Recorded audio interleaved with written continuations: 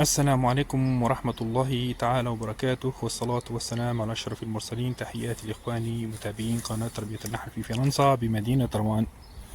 أحييكم أحسن تحية وأقول لكم عيدكم مبارك إن شاء الله.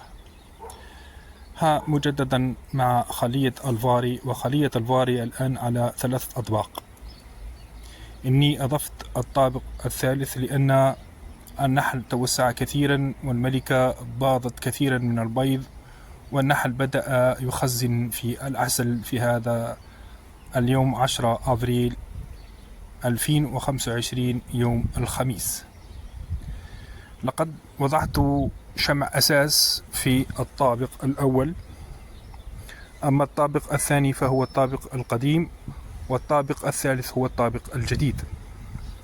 وحضرت الطابق الرابع الذي هو أمامكم فوق هذه الخلية، والنحل يبني شمعه بنفسه، لأن هذه الخلية سوف أكل منها إن شاء الله العسل مع الشمع، لأن الشمع هو مداوي للأمعاء.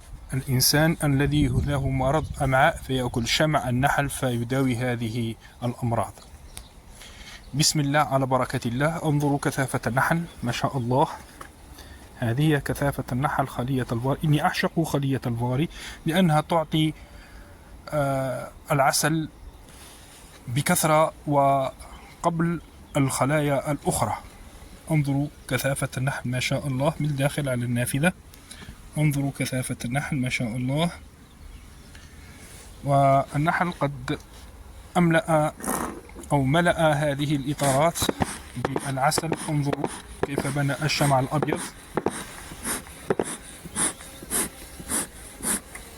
انظروا ما شاء الله.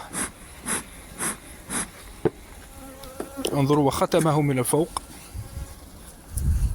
انظروا نحن في 10 أبريل والنحل يبني الشمع ويختم في العسل.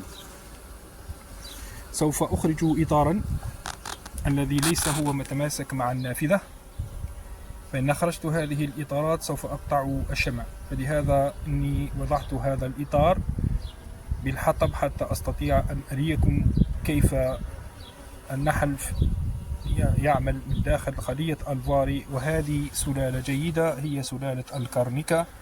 سلالة الكارنيكا تأتي بالعسل من أين كان وفي أقرب وقت وفي الوقت مبكر. اسمحوا لي أخرج لكم الإطار لأريكم. ها هو العسل داخل الإطار مع حبوب اللقاح. انظروا داخل الخلية كيف النحل يملأ الإطارات بالعسل ويبيض الشمع ما شاء الله.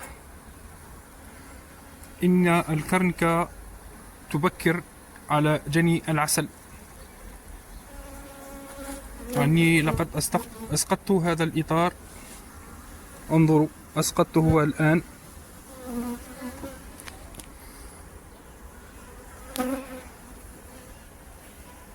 وبعدها سوف أضع،